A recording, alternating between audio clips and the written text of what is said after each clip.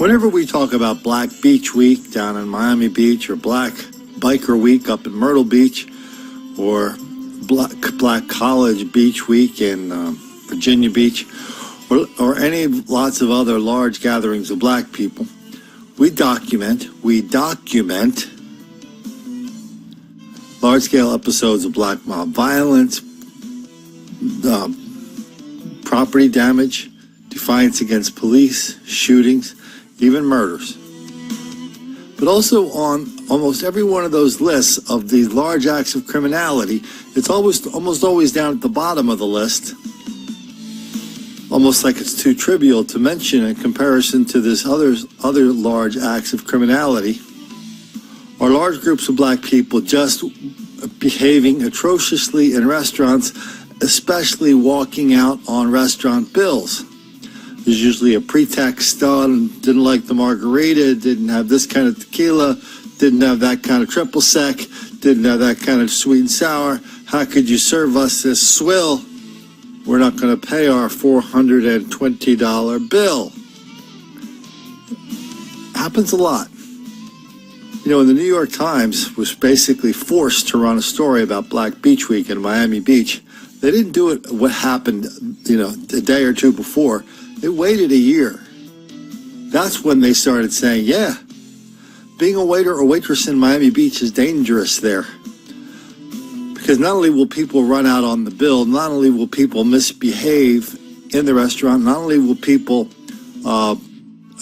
destroy property inside the restaurant, when the waiters and waitresses leave their shift for the night, they're often met by angry black people who want to pick up where they left off inside the restaurant. That's the New York Times.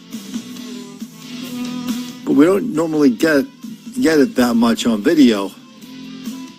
But we're lucky enough to find this case down in Memphis, where a large group of the fellas and their lovely ladies decided after they were done eating and drinking, they wanted to smoke a little weed, have a little gin and juice.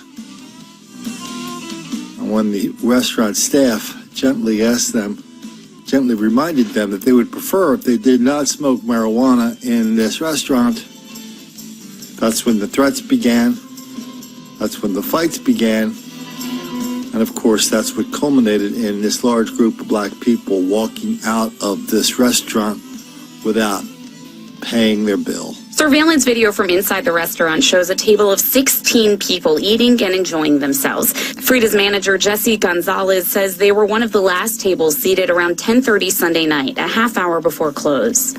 And they came at the last minute, and we didn't think anything of it. He says they treated themselves, ordering some of the most expensive things on the menu, including $11 margaritas.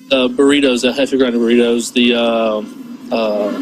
Frida special steaks, steak and shrimp. But soon he says the bartender got a whiff of something that didn't smell like grilled steak and peppers. It was just one guy that was just smoking weed, and we asked him to stop, and I guess he was like the leader of the group, and they just went out and listened to him and made a scene. There's no sound in the surveillance video, but at this point, Gonzalez says the group started berating the staff. They started getting louder and louder, getting upset, started yelling.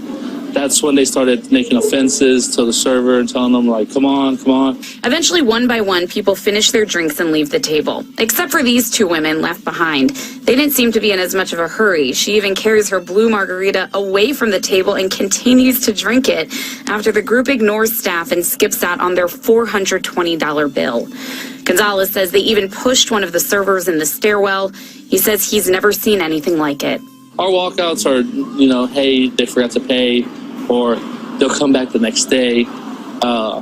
Major walkouts like that, that's our first biggest one. Gonzalez says he thinks they planned the whole outburst, so they could skip out on the bill. You don't think that they're going to do that, especially on a Sunday night. And, yeah, just one guy got them all riled up, and they all left at the same time. The manager says at this point he's not too worried about the money. He's just glad all of his staff is okay. But he does want police to catch the people who did this. So it's kind of a cliche by now how a lot of black people act in restaurants. But ask a restaurant server in a place like Frida's in Memphis, or in a place like Miami Beach, or in a place like Myrtle Beach, or in Virginia Beach, Ask them what it's like. Ask them if all the stuff we're talking about here is unfamiliar to them. And if you do ask them, they'll tell you, oh yeah, we see that all the time. We just don't talk about it because we don't want to make the black kids angry.